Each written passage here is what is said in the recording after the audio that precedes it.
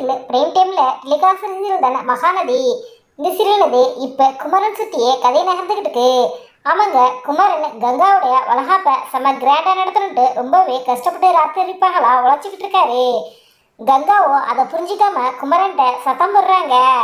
குமரன் தன்னுடைய மனைவிக்கு ஒட்டியானா வாங்கி கொடுக்கணும் அப்படின்ட்டு ரொம்ப கஷ்டப்பட்டு பணத்தை சேர்த்துக்கிட்டு அதுக்கு பிறகு விஜய், நிவின், குமரன் 3 பேர் சேர்ந்து போயிட்டு கங்காவுக்கு ஒட்டியானா வாங்குறாங்க.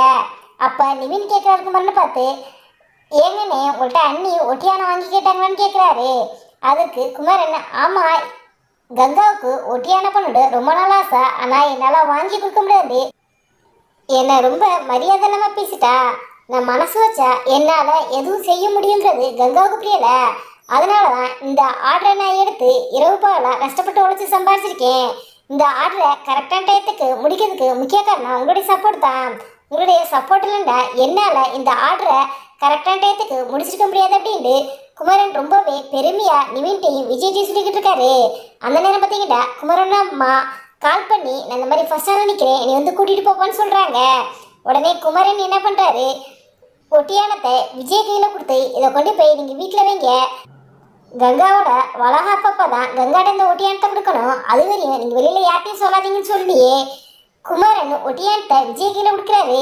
விஜய் சரின்னு வாங்கிட்டு போயிட்டு வீட்டில் போயிட்டு காவேரிட்ட இந்த ஒட்டியானத்தை காமிக்கிறாரு. காவேரி ஒட்டியானத்தை பார்த்து ரொம்பவே சந்தோஷப்படுறாங்க.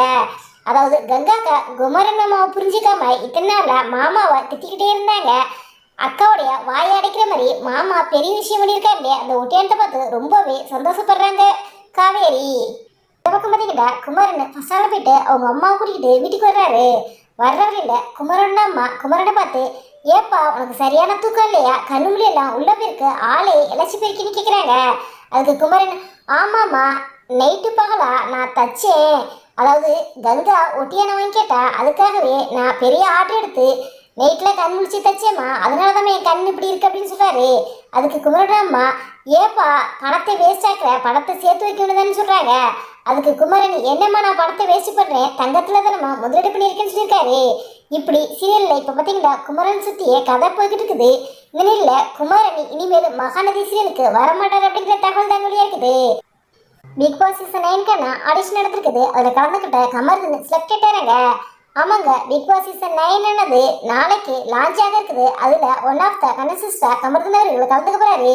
இதனால் கமர்தன் மகாநதி சீரியல் விட்டு விலக போகிறாரா, இல்லை பிக் பாஸ் நிகழ்ச்சி முடிஞ்சதுக்கப்புறம் அவரே குமரன் கதாபாத்திரத்தில் நடிக்க போகிறாரா அப்படிங்கிறத நம்ம வெயிட் பண்ணி தான் பார்க்கணும். இந்த வீடியோ பற்றிய உங்களுடைய கருத்துக்களை எங்களுடைய கவனத்தில் பண்ணுங்க. இது போன்று இன்னும் நிறைய தகவல்களை உடனுக்குடன் தெரிந்து கொள்ள எங்கள் ரெடாபிள் 2 சப்ஸ்கிரைப் பண்ணுங்க.